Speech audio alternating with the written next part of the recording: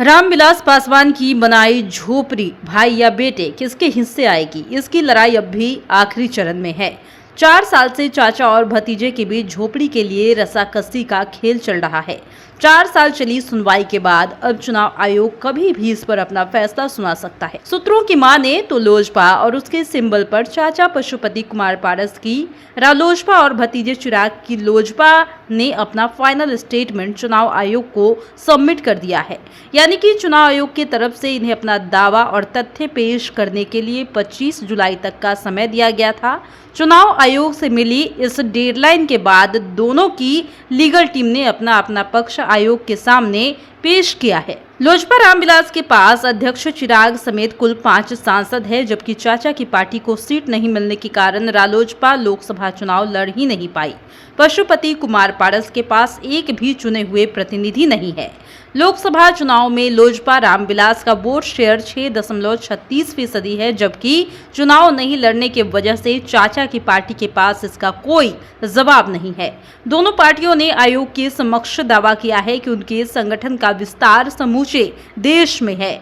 Lojpa Ramvilas Bihar, Jharkhand, UP और नागालैंड में विधानसभा का चुनाव लड़ चुकी है, जबकि राष्ट्रीय लोजपा एक भी चुनाव नहीं लड़ी है। और वहीं लोजपा रामविलास के पास बिहार से 5 सांसद है, नागालैंड में 2 विधायक है, जबकि राष्ट्रीय लोजपा के पास केवल बिहार में मात्र 1 एमएलसी ही बचे हैं।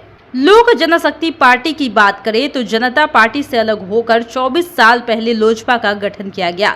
इससे पहले रामविलास जनता पार्टी यानी कि जनता दल और उसके बाद जदयू का हिस्सा रहे। जब बिहार की सियासत के हालात बदले तो उन्होंने अपनी पार्टी बना ली। इससे पहले पासवान ने 1981 में दलित सेना संगठन की भी स्थापना की थी और लोजपा को राज्य में दलित की पार्टी के रूप में नई पहचान मिली। चुनाव आयोग को दिए गए तर्क के आधार पर जानकार बताते हैं कि चिराग पासवान की पार्टी लोजपा रामविलास का पलड़ा भारी है और इनके पास बिहार से 5 सांसद और नागालैंड में 2 विधायक है।